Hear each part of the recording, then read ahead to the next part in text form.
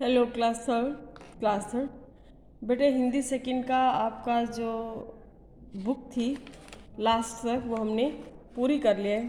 ये देखिए आपका अपठित गद्यांश जो था ये हमने पूरा कर लिया और वर्तनी संबंधी अशुद्धियाँ ये भी हमने सब ये लास्ट का जो वीडियो था 16 बनाए ये वर्तनी संबंधी अशुद्धियाँ यहाँ तक आपका पूरा बुक कंप्लीट हो गई है और 19 चैप्टर आपके पूरे के पूरे 100% जितना भी आपका सिलेबस था वो आपको करा दिया है। और अब आज के वीडियो में हम दोबारा से फिर क्या करेंगे क्लास सेकंड, आज हम हिंदी सेकंड को दोबारा से क्या करेंगे रिवीजन करेंगे और ये आपका रिवीजन वर्क होगा क्योंकि बार बार पढ़ना बार बार याद करने से हमारी जो है याद होता है और नॉलेज बढ़ती है। तो आज हम करेंगे भाषा का दूसरा रूप। ये आप जैसे छोटे छोटे बच्चे हैं और ये आपकी मैडम है ना। तो पिक्चर दी गई है और आज की डेट से दोबारा से शुरू हो गया है आपका रिवीजन वर्क। ध्यान से सुनेंगे और ध्यान से इस काम को आप करेंगे। क्लास थर्ड अध्यापिका, ये अध्यापिका है और ये बच्चे हैं आप जैसे। बच्चों पिछली कक्षाओं में हम हिंदी भाषा की वर्णमाला सीख चुके हैं ना। वर्णमाला क्या होती है? हमारे ऐसे ज्ञानी तक जितने भी है अक्षर होते हैं वो हमारी वर्णमाला कहलाती है। वर्णमाला में भाषा के चिन्हों का प्रयोग किसी बात को लिखित रूप में बताने के लिए किया जाता है। फिर बच्चे पूछते हैं अध्यापिका जी क्या इन चिन्हों का दूसरा नाम भी है? अध्यापिका कहती है हाँ, अलग अलग भाषाओं में लिखने के लिए जो चिन्ह बनाए गए हैं उनको हम क्या कहते हैं? लिपि कहते हैं। लिखने का ढंग है ना। लिपि का अर्थ होता है लिखने का ढंग। जैसे हिंदी भाषा की जो लिपि है वो क्या है? देवनागरी लिपि है।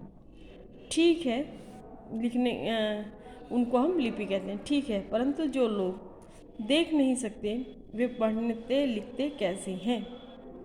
एक शंका हो रही है इस बच्ची को कि जो पढ़ते लिखते जिसको दिखाई नहीं देता वो कैसे पढ़ लिख लेते हैं? उनके लिए एक विशेष लिपि बनाई जाती है जिसको ब्रेल लिपि कहते हैं। कौन सी लिपि कहते हैं? ब्रेल लिपि कहते हैं। इसमें एक से 6 तक बिंदुओं का प्रयोग द्वारा वर्णमाला सिखाई जाती है। यह तो बहुत अच्छी बात है। आज आपने हमको एक नई बात सिखाई। हमने सीखा लिखने के लिए एक निश्चित किए गए चिन्हों को लिपि कहते हैं। हर एक भाषा की अपनी लिपि होती है। ब्रेल लिपि उनके लिए बनाई गई है जो देख नहीं सकते। ये ब्रेल लिपि है ना। और जैसे हम सुई से या प्रकार से कंपास से छेद कर लेते हैं ना इस तरह से, तो वो एक डॉट सा बन जाता है।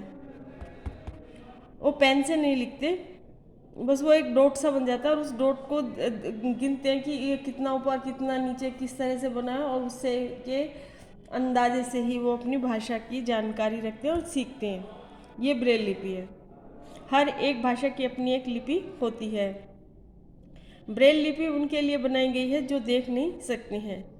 जैसे ए में एक ऊपर की तरफ लग जाएगा, मैं में 3 डॉट हो जाएंगे, रे में 4 हो जाएंगे, है ना। इस तरह से वो निशान होते हैं। वो इतने डॉट्स को एक से गिनते रहते हैं और एक से बोलते रहते हैं, हाथ से ऐसे करते रहते हैं और अक्षरों को बनाते रहते हैं।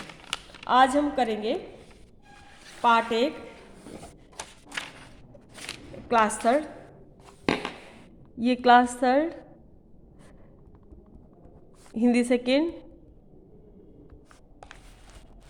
और अब हमने पढ़ा था कि जो जिन देख नहीं पाते जो ब्लाइंड होते हैं उनके लिए कौन सी लिपि का प्रयोग किया जाता है? उनके लिए ब्रेल लिपि का प्रयोग किया जाता है और डॉट्स के द्वारा लिखा पढ़ा जाता है। और अब हम करेंगे रिवीजन वर्क में रिवीजन वर्क। ये जो है हमारी भाषा पार्ट 1 है आपका। ची ची करती चिड़िया आई, पोएम है एक। ची ची करती चिड़िया आई, कुकू कोयल ने गाया, ये कोयल है। कुकू कू कोयल ने गाया, कुकड़ू को मुर्गा भी बोला। मुर्गा, मुर्गा कैसे बांग देता है, सुबह सोतों को जगाता है। जब अलार्म घड़ी नहीं थी, कोई साधन नहीं होते थे, तब क्या है, मुर्गे की बाग पर लोग बाग उठ जाते थे, तो मुर्गा जो है जगाने का काम करता है, सुबह बांग देता है। ची ची ची करती चिड़िया आई, कुह कुह कोयल ने गाया, कुकड़ू को मुर्गा भी बोला, काव काव चिल्लाया। कौवा कैसे बोलता है, काव काव चिल्लाया। म्याऊं म्याऊं बिल्ली बोली, भौं भौं करता कुत्ता आया, नाच नाचते कबूतर ने भी गुटर गु राग सुना। एक कबूतर है और ये भी किसका राग सुना, गुटर गु, ग्रे कलर का होता है ना, और उसने भी अपना राग सुनाया। बच्चों, इस गीत में पशु पक्षी की तरह की आवाज़ें निकालकर अपनी बात, पशु पक्षी तरह तरह की आवाज़ें निकालकर अपनी बात एक दूसरे को पहुंचा रहे हैं, क्योंकि हर किसी की अपनी एक आवाज़ होती है, एक पहचान होती है, और वो अपने ग्रुप में अपनी आवाज़ से, ध्वनि के माध्यम से जो क्या है, अपने जो ग्रुप के लोग हैं उनको बात करते हैं, वो ध्वनि होती है, भाषा नहीं। ये बोलियां, यह आवाज़ें केवल ध्वनि है। कौन कौन सी, ची ची, कुह कुह, कुकड़ू कू, काव काव, म्याऊं म्याऊं, भो भो और गुटर गू गुटर गू गुटर गू गुटर गू गुटर गू। ये कौन करता है, कबूतर। तो ये क्या होती है, ये पक्षियों की ध्वनि है, ना कि आवाज़। मनुष्य के मुख से निकली ध्वनियों ने वर्णों यानी अक्षरों का रूप ले लिया। वर्णों से शब्द और धीरे धीरे भाषा बन गई। भाषा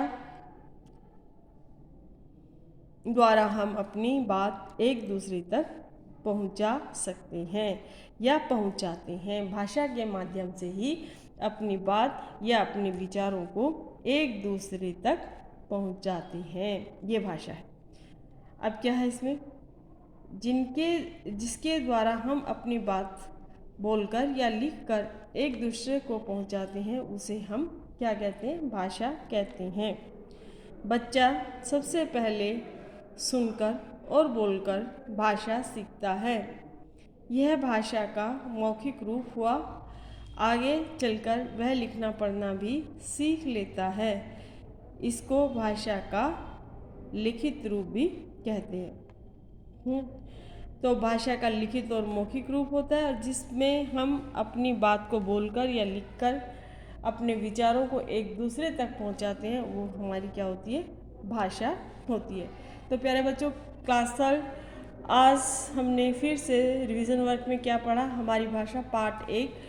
और जो पक्षी होते हैं वो क्या करते हैं, अपनी ध्वनि निकालते हैं, और उस ध्वनि हर पक्षी की अलग होती है, और वो अपने ग्रुप में अपनी बातों को संकेत के ध्वनि के माध्यम से कह सकते हैं। ये भाषा नहीं, ये सिर्फ क्या है, ध्वनि है।